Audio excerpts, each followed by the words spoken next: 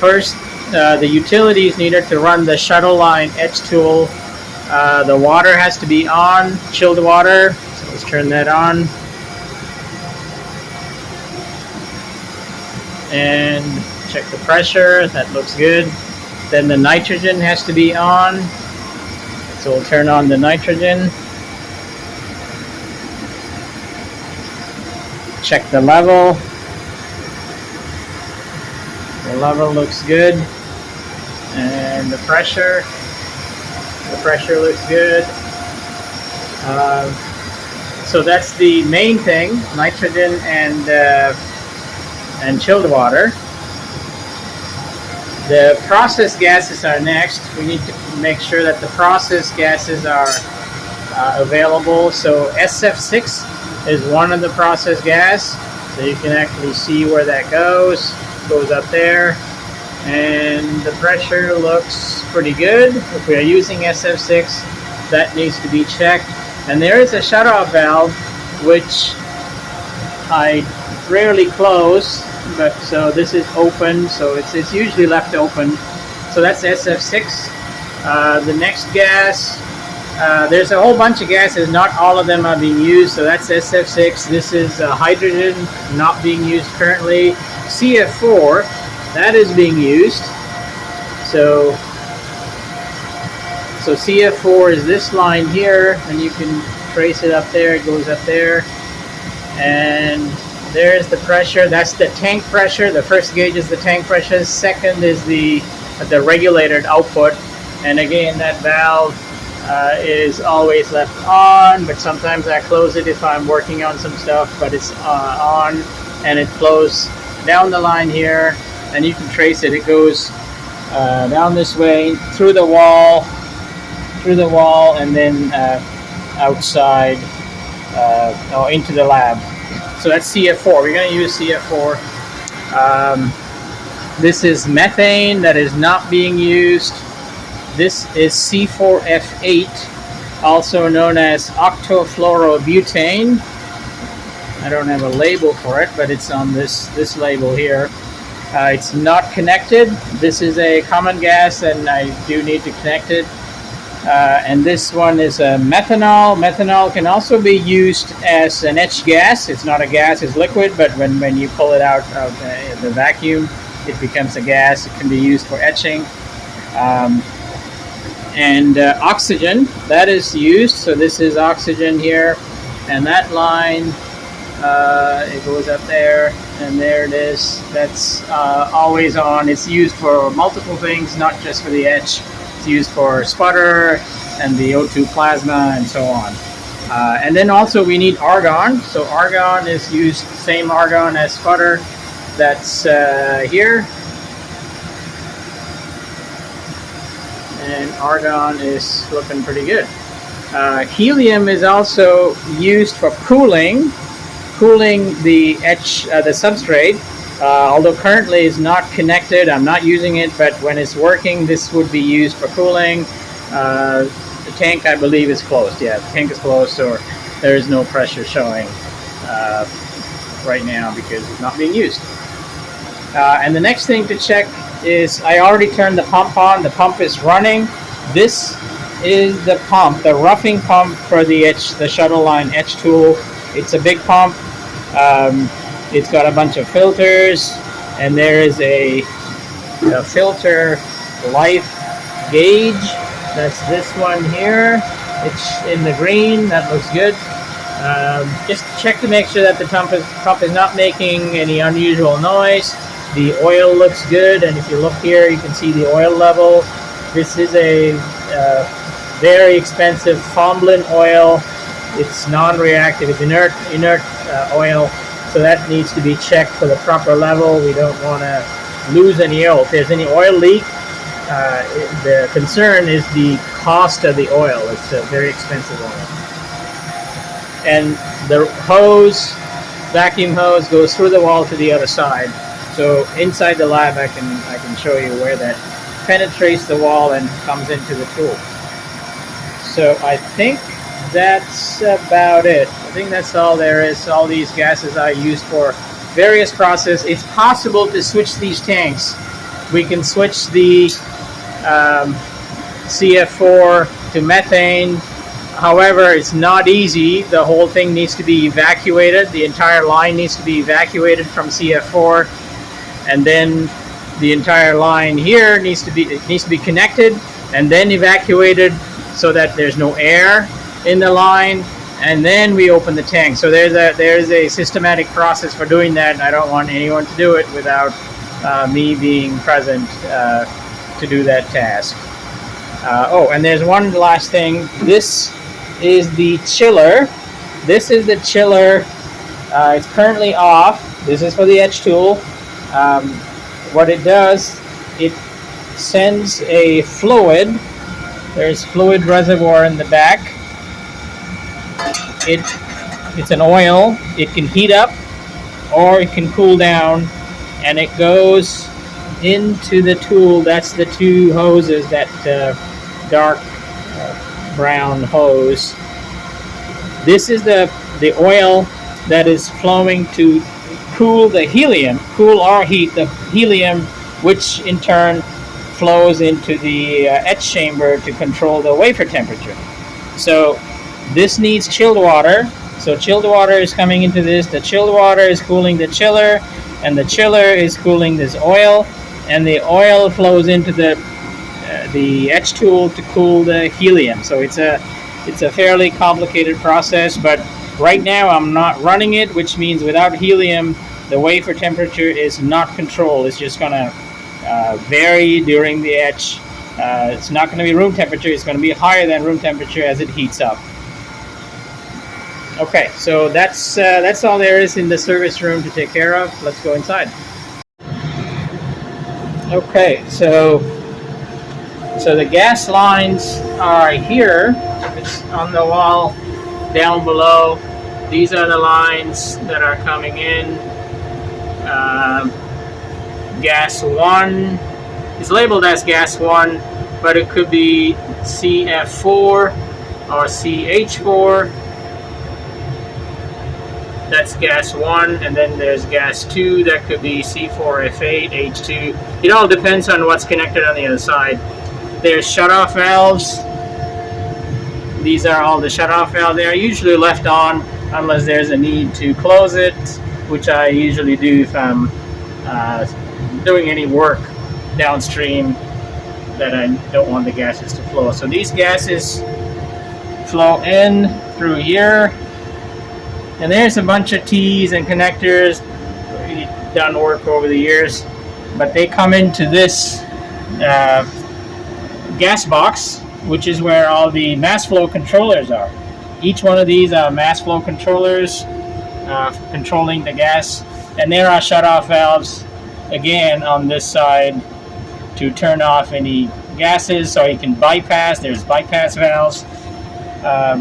So all of these combine at the other end to flow into the machine. So the gas line ultimately all combined flows in on the top of the chamber into the vacuum chamber. So this is the main vacuum chamber. The chilled water comes out of the wall. It goes to various places. So the chilled water comes through the back, and it goes into a manifold. So this is the manifold, and it splits, goes to various places, goes to the turbo pump, and it goes to the RF generator, both generators, impedance matching unit, and it flows into the chamber. So this is the impedance matching unit. It flows into the chamber to cool the chamber while the etch is taking place. So the water is running into multiple places. So here's the back of the tool. Those two hoses are the from the chiller. The oil is flowing through there, but like I said, it's not currently running. Those two lines come through into the bottom of the cathode. Yeah, right here. It goes into here, and here's the temperature probe that's monitoring the temperature of the fluid. And in there, it is a heat exchanger with helium, and so the oil does not flow into the vacuum, obviously. So it exchanges this temperature with helium, and the helium is the one that's cooling the back of the wafer, because helium is inert and it would not sputter or do any reaction with the process. So that's what's cooling the backside of the wafer.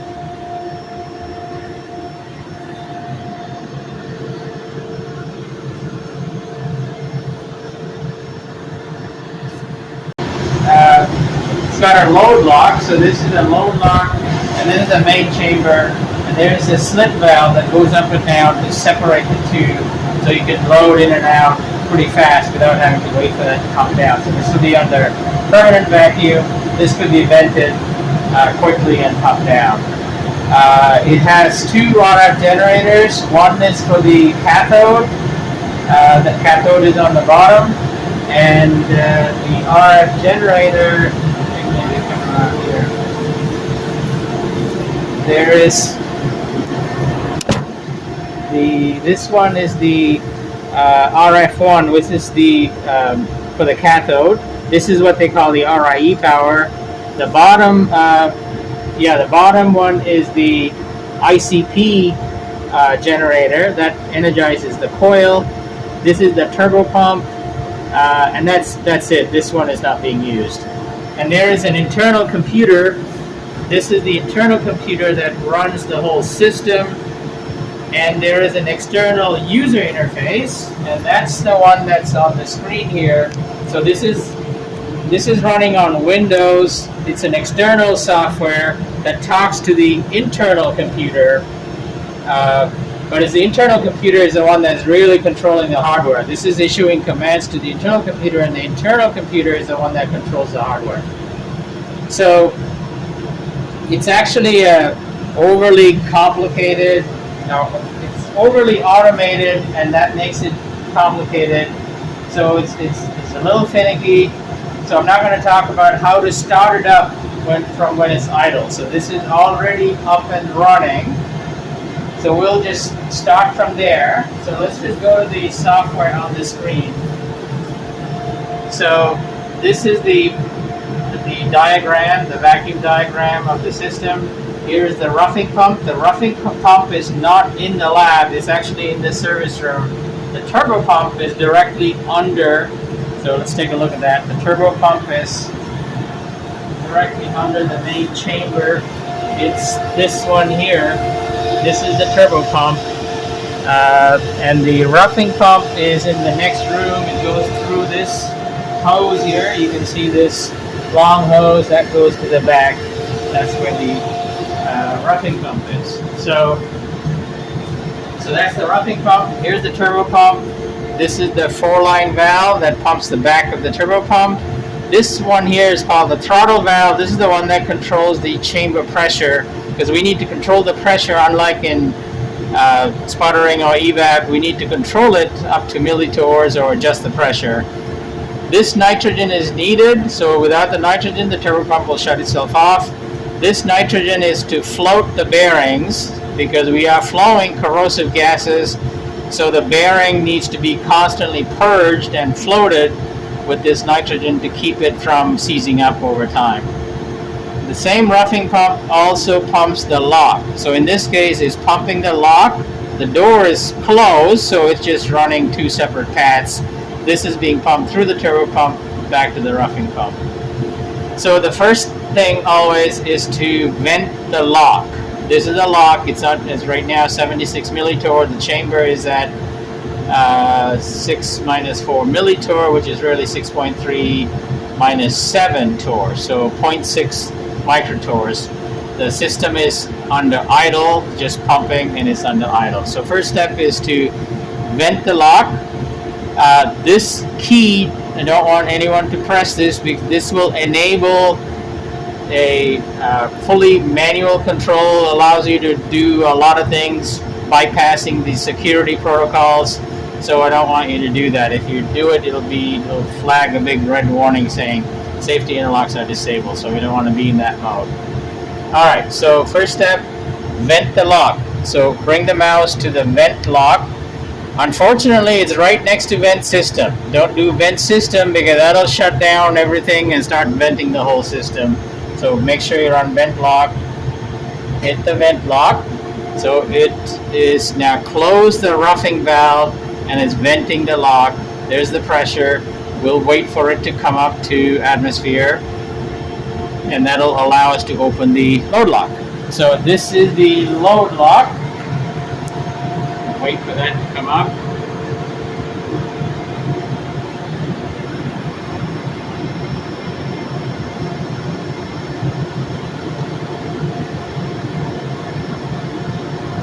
It takes a couple of minutes. It's 500 torques. And you'll hear it. The nitrogen will start flowing out.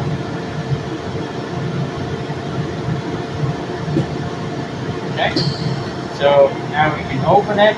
So here is what's known as the shuttle. This is a shuttle that moves in and out. It shuttles back and forth carrying your wafer. This is a 3-inch shuttle. It's actually a sandwich construction. So let's pick it up. Normally you don't have to pick it up, but I'll pick it up to show you what it is. So this is the shuttle. The top is a ceramic clamp. This is the ceramic clamp that holds the wafer. So here we have a dummy wafer. This is a dummy wafer. At the bottom, this is the actual cathode. So this is the metal cathode. You'll take your wafer and make sure it's clean. So let me get the nitrogen. Even little debris will affect.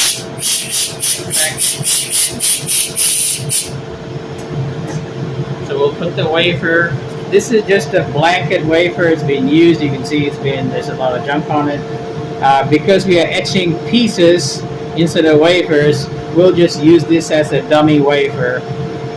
It's really meant for etching wafers and not etching pieces, but we're going to put the wafer and then put our pieces on top. There are little holes on the back. You'll see there's a hole and a slit. That's meant for flowing helium to control the temperature of the wafer. I'm not currently flowing the helium. There's a little problem with it, so the temperature of the wafer is uncontrolled. It's just going to float to whatever temperature is. Over time it's going to heat up. But even if the helium is running, as soon as you put a small piece on top, the temperature of that is definitely going to float.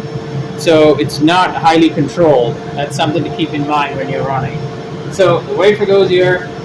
This is the clamp, and this is a very expensive ceramic clamp. It's aluminum oxide ceramic. It's made for 3-inch wafers.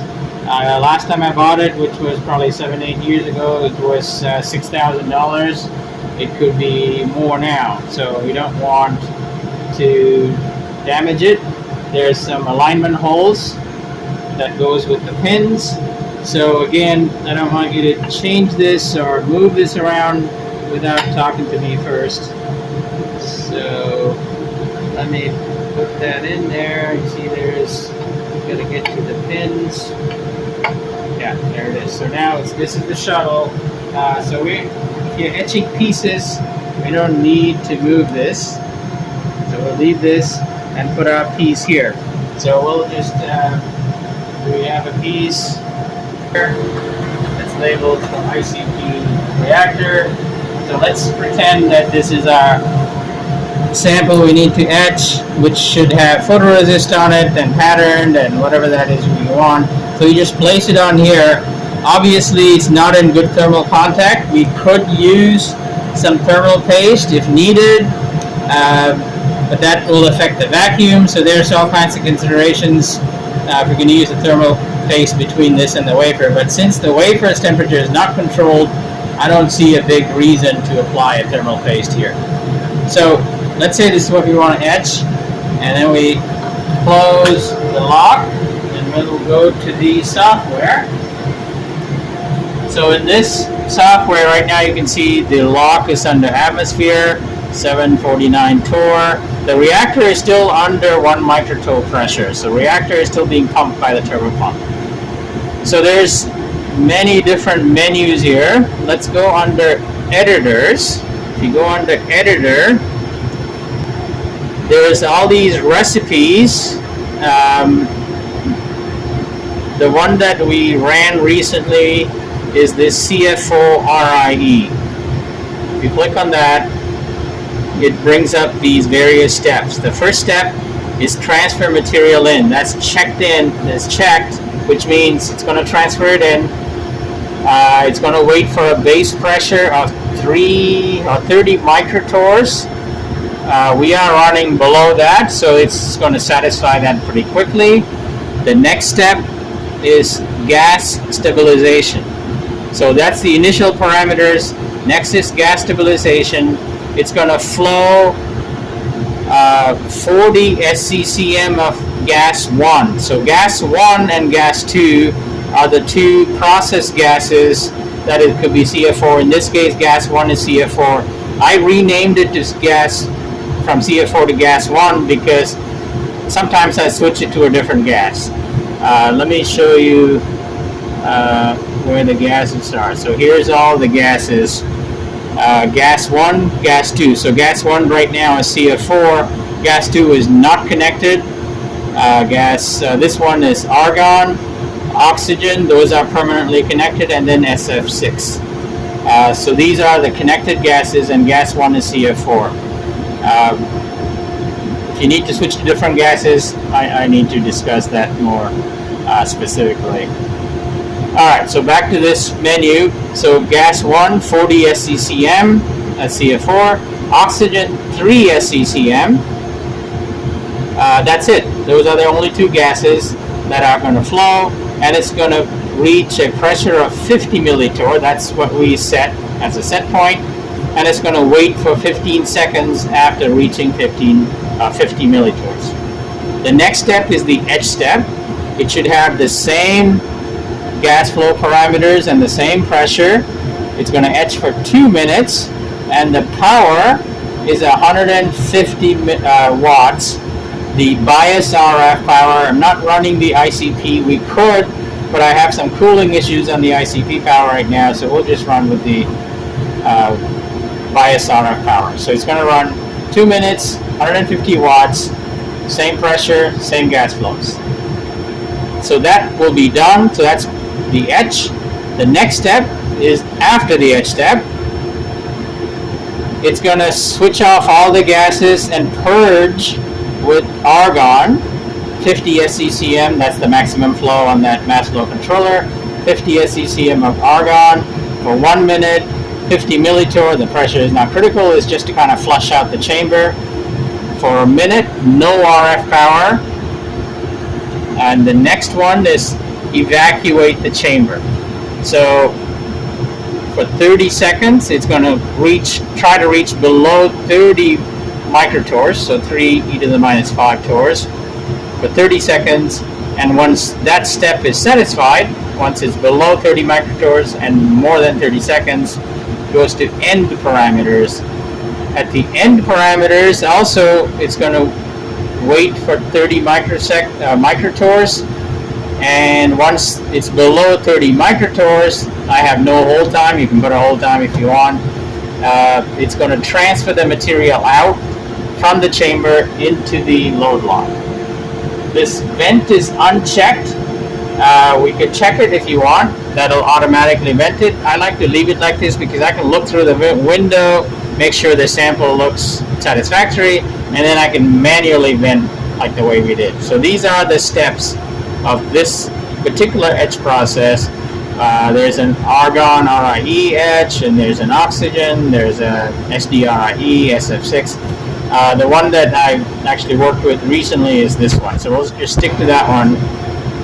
So that's the editor. If you want to change the anything here, it's really going to be the etch time. So we could say make it 3 minutes or 5 minutes or some other time. If you change the etch pressure, you have to change it in both places, the gas stabilization as well as the etch step. So we're just going to leave it like this. Save?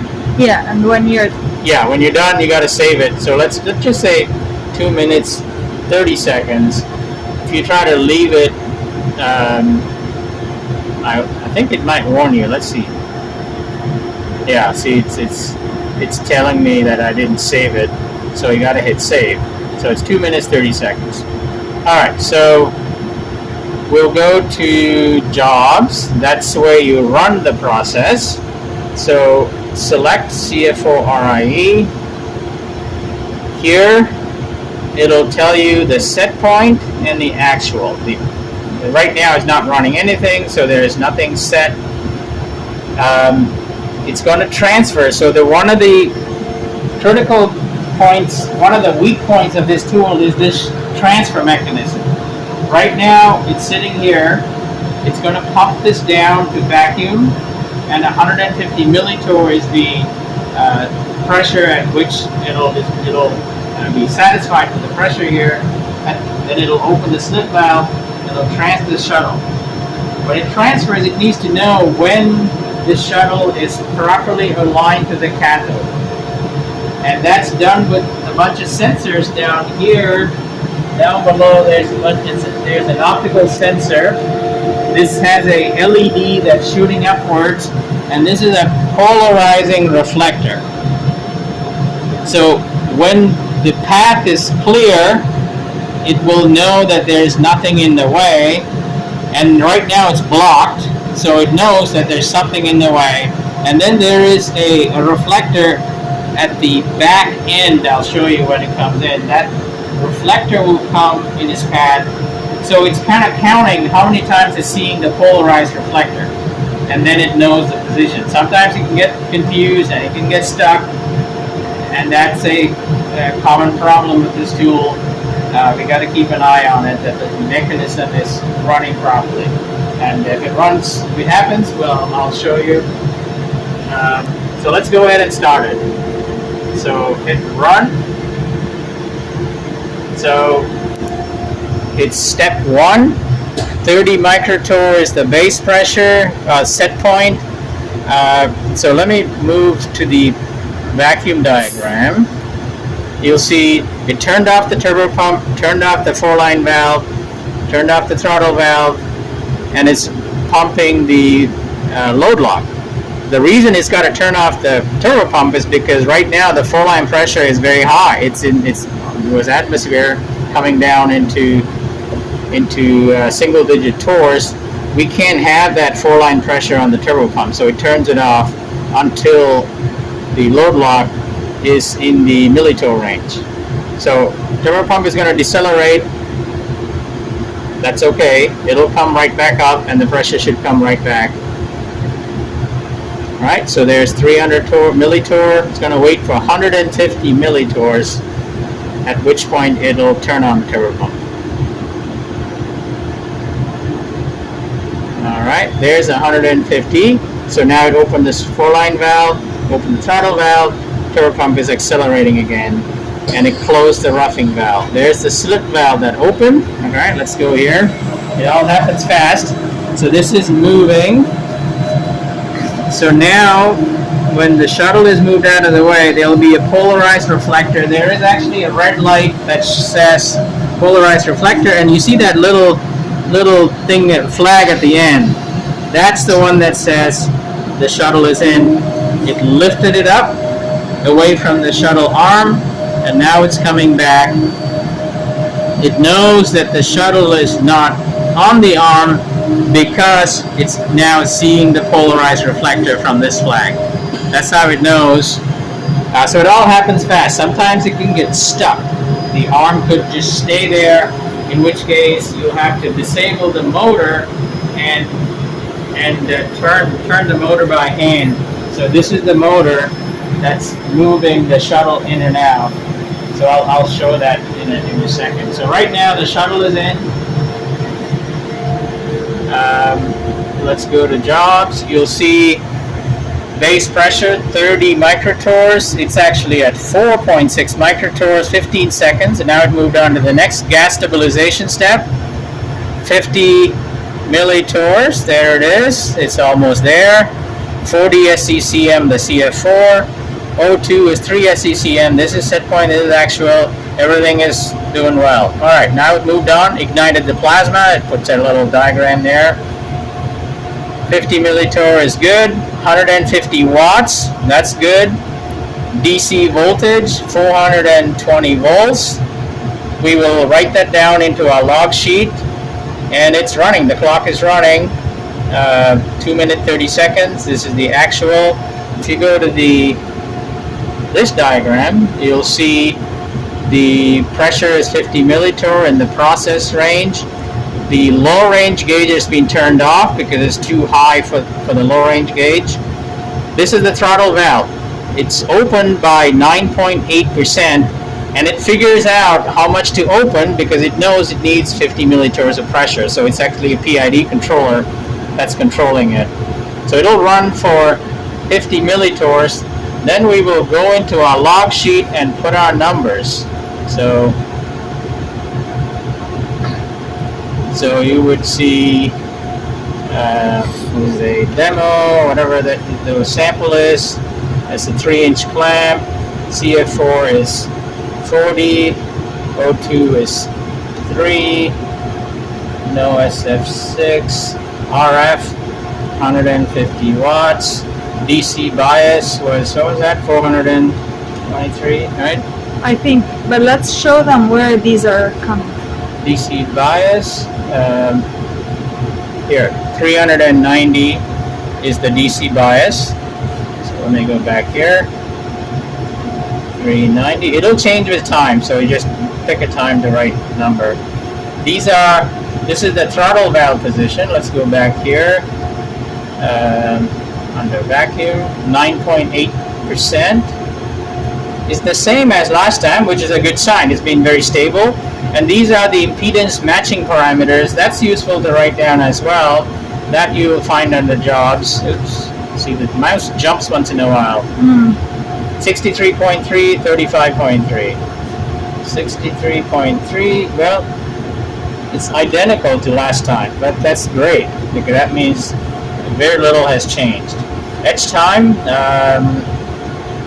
150. 150. And any comments is, yeah, now we save that. The etch is done, I can hear it. If you go here, the etch is done. Now it moved on to the next step, which is argon purge for 1 minute, 50 millitorrs. There's the count with the clock that's counting up. Argon is the only gas flowing. 50 SCCM is set point. The actual is 50. The rest don't matter at this point. So this is going to purge. If you go to this plumbing, you'll see now the throttle position change because the argon is flowing instead of CF4. This all looks good. So we wait for that purge step to finish. Anything else I'm missing? No. No? That's about it. Okay, after the purge step, it's going to wait for a base pressure, which is 30 microtorrs. All right.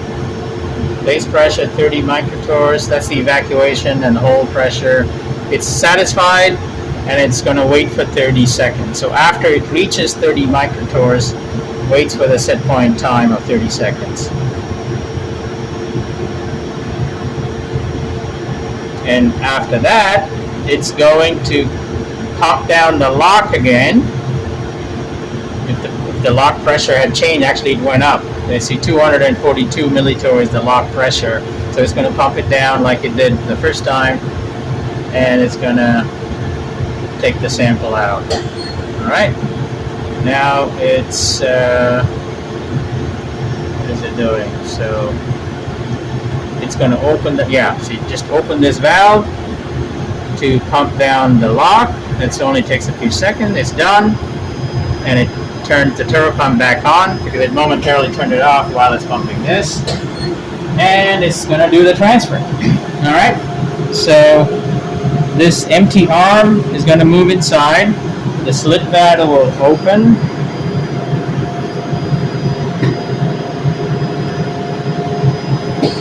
Okay, that's the slit valve. And there's the arm moving in. And again, it's counting this optical beam, how many times it's being interrupted, and is it polarized reflection or is it unpolarized reflection? And it's using that flag at the end to detect the end of the travel. Sometimes it doesn't detect, it'll keep on moving, the motor keeps on running, and you have to manually interrupt the process. Okay, now the shuttle is coming back. There it is. It should be etched now. If you look at it, if it looks satisfactory and you don't need to continue it. It's hard to tell by looking at it, but at least it's some indication of what's happened. And we can now go ahead and vent this lock to retrieve our sample. So let's go vent the lock. So look at this diagram first to make sure everything is where it should be. Reactor pressure is 4.7 microtors. Lock is 77 millitorr. Everything is looking good. So when we go to vent lock, again careful not to hit vent system, vent lock, and it closed the roughing valve for the lock and it's venting, and it'll open.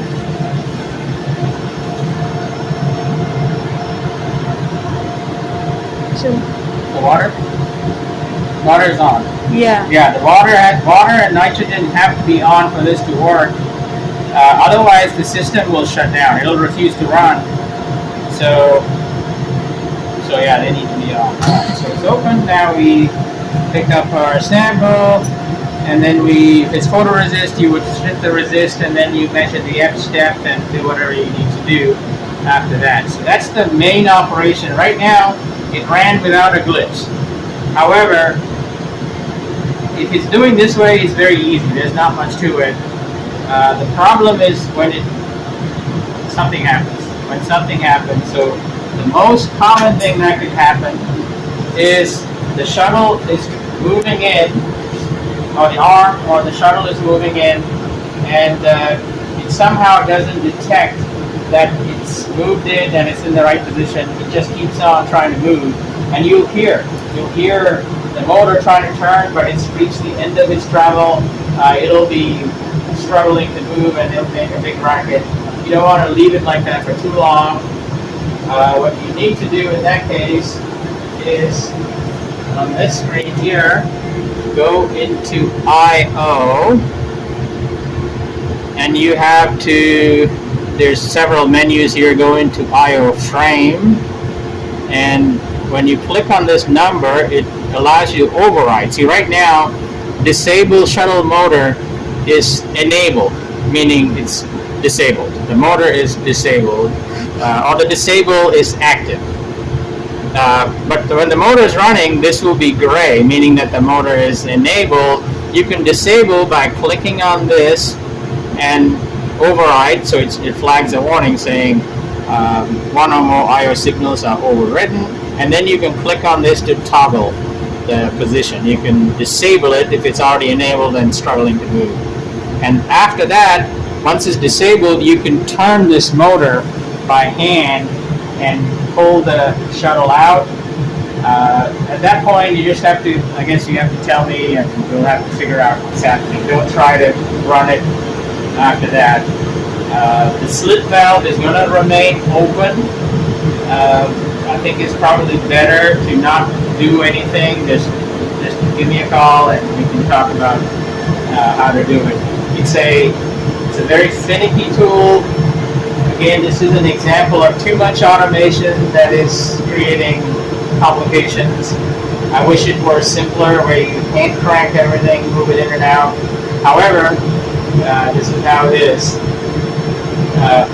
So we need to kind of do the minimal interruptions when we run into a problem. So that's a common problem we can run into. What else? What else? I think that's the main one. That's the main one, right? Yeah. So one thing that you may need to do is to modify the recipe. I think I already mentioned you could change the pressure, the flow rate. Rarely a reason to change the flow rate. The flow rate doesn't really affect the etch. Etch is the pressure that affects the etch. The flow rate affects the ratio. So right now we have 40 to 3 ratio of CF4 to oxygen. The oxygen is there to increase the ionization ionization fraction of the CF4. And also it scavenges the carbon, reduces the amount of carbon, makes it into CO2. You could do that. You can change it from 40 to something else. Just make sure you change it in both places, the etch and the gas stability step. The most common thing to change is the etch time and the power. You can change that to 100 watts, 50 watts, whatever power you want. There are other features like ramping power, morphing, and all of that, which no need to go into. And if you need to use a different gas, we can create a new recipe. I have this RIE that I use, but I don't think it's... Yeah, it should be using gas 2 and argon and SF6. Gas 2 should be C4F8. Right now it's not connected. C4F8, octofluorobutane. It's used as a passivation gas for doing deep RIE etching, so that would be gas 2, and it uses argon and SF6. It uses ICP power, in this case 800 watts, and only a little bit of the RIE power. It's a very nice etch. I've done it before, but right now I got 2 issues that I can't run it. One is the gas 2 is not connected to the C4F8. So that's the problem. If you run it, it'll pull whatever is in the line, but who knows what it is. It's not going to be the right gas. Second is there's a problem with the ICP RF generator. There's a water cooling issue. There's corrosion in the water line inside the RF generator that needs to be flushed out and cleaned. So it's timing out. When I try to run it, it's overheating and timing out. So for that reason, I'm not running the ICP power. The ICP generator is the one at the bottom here. This guy here. And here's the water line. And you can see the water line is not clean. It's kind of brown from all the residues. So that needs to be flushed out and cleaned, which I have to do someday. Yeah, I think that's the basics. Oh, here, this one I can show. This here is the cathode box.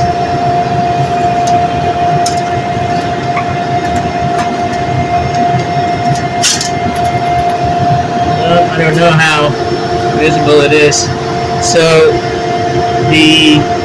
this whole assembly, you see that shaft, this moves up and down. This is so when the shuttle arrives, so the shuttle main chamber is directly above here. When the shuttle arrives here, this will lift up the shuttle away from the arm and hold it in another clamp that is in this area, and then the arm can go back.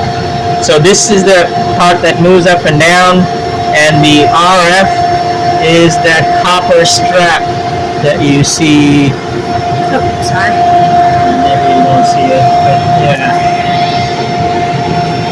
Yeah, there's a copper strap, this guy here, that carries the RF energy into the bottom of the cathode. These silver hoses, these are the ones that carries the helium. Helium cooling, which I said is blocked off right now. Closed it off. So yeah, there's a lot of moving parts. The reason it's covered is so you don't accidentally put your hand in with the RF running. Alright. That's it. Is that it? You want to show the line, the water lines? So water, So you can kind of trace the line that's coming from the bottom. These two. Once. Yeah. So these two lines. So one is supply. This is supply. This is return. Make sure they're on. If you close it, let me close the water. So there's a red light here. See on the bottom. So let me turn it off. No. Alright. See that? Yeah, that's the water sensor. If I close it, you can see the water takes a few seconds. There it is, it's off. And also it'll put a warning on the software. So there'll be an error warning, the red flag, cooling water is too low, and it'll shut off the turbo pump. Let me see what it's doing. Yeah, it's decelerating the pump. It'll turn it off. Now, if we are running in consecutive days, I like to leave the turbo pump on so that pump down times is shorter. There's a way of manually overriding the water flow so that the turbo pump will run, but then we have to make sure that it's under micro-toe range pressure. So it's done through manual control. I don't want anyone to mess with that. So for now, the water needs to be on. So let me turn the water back on. Okay, water is on. And you can hear the acceleration. Yeah, it's accelerating. Pump is accelerating. Now this warning went to yellow, meaning that temporarily turned out the turbo pump, but it's no longer a interlock condition. It's a history, like a prior warning. And you can read all the warnings that happened here. It'll be saved. So for now, when you're running this etch step, once you're done with it, just let one of us know, either me or Rosie, so that we could then shut it down, or let it run with the water off. So we'll enable the water and nitrogen to be satisfied even though they are off, so that the turbo pump can keep running. So that makes it easier for the following process. So at the end of the process, just let us know. And when you need to start it, also you have to let us know, because it'll be running in that condition where the interlocks are defeated. It'll actually let you run process without water and without nitrogen, and that could destroy the RF generator if you try to ignite it without water cooling. So that's critical. You have to let us know before you